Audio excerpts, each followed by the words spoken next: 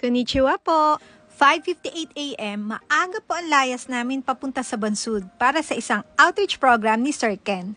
May mga bitbit po akong snacks na binili ko pa sa Japan para sa mga bata. Kape at tinapay at ang ramen din ng Japan para ipamigay natin sa mga katutubong mangyan. Pero bago tayo bumiyahe, may isang follower muna tayo na pupuntahan sa Camille Mill na gusto po tayong makita dahil birthday niya. Happy birthday po! After ng ilang oras na biyahe, nagmuni-muni muna kami saglit dito sa May Socorro para makapagpalipad ng drone. Kasi ang ganda po ng view. Makikita nyo nga po pala doon yung napakalawak na Nauhan Lake. First time namin makapagpalipad dito ng drone at medyo di pa nga rin sanay si Bunker.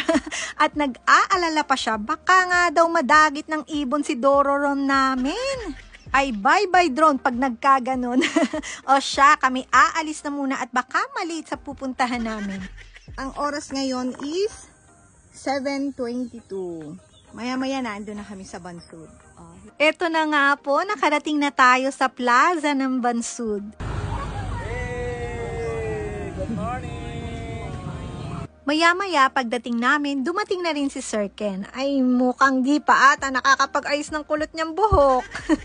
Ay ma'am, pasensya po. Hindi, okay lang po. Ma'am. Tagal mo sir, may klase pa to oh. May klase pa nga, ako tayo mo naman oh. Pang teacher. Late na nga ako sa graduation. So ayan na, bago kami umalis, pinamigay muna ni Sir Ken yung mga t-shirt na susuotin namin. Magandang kulay, green. Kulay natin. Magkaano kayo? Terno. At bago umalis, syempre, group picture muna. Kaya nga po pala tayo makakasama sa kanila kasi naimbitahan po tayo ni Sir Ken nung nag-meet and greet kami na sumama sa kanyang outreach. Ano daw yung barangay? Bahay dun o, sa tuktok. Doon tayo pupunta? Ay oo, paikot nga. Yun nga ang pupuntahan natin. Paikot o. Ayan, hirap na hirap yung sasakyan. Hirap na hirap makyat. Yung sasakyan ni Sir Ken. Naaatras kanina eh. Ayan, natigil. Kailangan atatulak. Ayun, tinatapon yung mga bato. Atras ako! Atrasan yung motor. Meron po akong full video ng outreach na ito na naka-upload na po sa aking page. I-share ko na lang po ang link sa comment section. Mapapanood nyo po doon ang masayang outreach namin.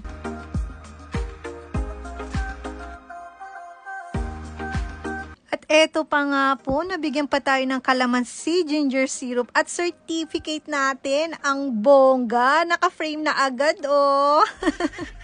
After ng masayang outreach, may usapan na diretso na agad kami sa outing papunta sa Bulalakaw. Bye-bye Rosacara! And here we come, Boyayaw Island! Umpisahan na natin ang mahabang biyahe at kahit pagod na ang lahat, go, go, go pa rin! Paano ba yung kay Rufa May na yun? Ang sarap talaga bumiyahe dito sa South kasi ang lawak na ng daan, ang ganda pa ng view. Malapit na po kami makarating sa Pocanil, kakaliwa ka lang dito sa sign nila na Pocanil Beach Resort. Galing po kami sa Bansud. Medyo babiyahe pa po tayo ng konti papasok. At after ng ilang minutong biyahe, pagkaliwa, tumigil muna kami saglit dito sa may tindahan. Kinikilig sila. Bidyahan mo daw, yung vlogger daw. Ayan, si Sir Ken. O, diba? Kilig na kilig sila ante nang makita si Sir Ken. Ay! Mamimili muna sana kami dito ng ilang pagkain, pangrekado. Pero habang sila ay nagpipicture-picture, kami muna ay aaura din kasi ang ganda pala ng view dito. Kitang-kita yung pupuntahan namin na sasakyan ng bangka. Ay teka, may nauna na pala kaya banda doon tayo. Galingin ang aura ha, yung pak-pak ganun. Kaya kapag pupunta po kayo dito, tumigil po kayo dito saglit kasi promise, ang ganda po ng view na hindi ko lang po talaga masyado napakita sa video. Medyo pababa po ang daan papunta sa resort kaya ingat po kayo sa pag-drive at medyo lubak-lubak pa din po ang daan kapag nakarating na kayo sa baba. Dito nyo po pwede iiwan ang mga sasakyan nyo at magbayad ng mga kailangan bayaran. Dito po tayo sasakay ng bangka papunta sa Buyayaw Island. Kaya kailangan, wala kang makalimutan. Nung dumating kami, wala pang available na bangka kasi di pa daw nakakabalik. Kaya naman syempre, kailangan natin umaura. Abay sayang ang view, malayo-layo are, ang haba ng biyahe. Sabi ng mga tao dito, low tide daw ngayon. Kaya naman kailangan naming maglakad sa tulay hanggang doon sa dulo. Kasi hindi daw po pwede pumunta yung bangka. Kung umabot po kayo sa panonood hanggang dito, arigato so much. Pero hindi pa po ito tapos. Sana panoorin nyo pa rin yung next video ng aking daily vlog sa isang buwang bakasyon namin dito sa Mindoro. Kita-kits! Medyo ingat-ingat nga lang po sa paglalakad dito kasi kapag sabay-sabay, baka biglang bumigay. Tulad na lang ng pagbigay ko kay Banker. Char, may hugot. Hindi, ako ang video. Ikaw sa ano? Video. Ay, ikaw sa picture. Ikaw sa... Picture ulit. O sige, ako sa ano? Okay, ako sa picture. Ako sa picture. Yun.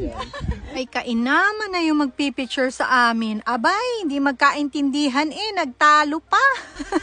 Smile. Tinginan. Ay ngalay man din, Char. Tatawa ka sa akin. Tara na at baka maiwanan pa tayo ng bangka. 2 bangka po ang kinuha namin kasi alam nyo na, medyo marami kami. Kahit yung iba ay hindi na nakasama.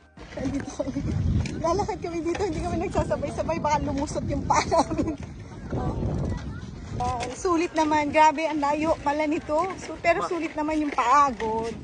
Kita nyo po, ang layo din ng nilakad namin. Ganun siya ka-low tide. Nauna na po yung first batch na sumakay sa bangka. Kasama namin dito sila Sir Ken, Barbie, Morissette, best friend ko at jowa niya. Buti na nga lang po medyo pahapon na yung biyahe namin. Di na siya ganun kainit. Ma-e-enjoy talaga ang pagsakay namin sa bangka. Patulad din mo? Oh, minus na ang pamasahe mo. Minus na. Ikaw nga mabigat, Mark eh. Mabigat.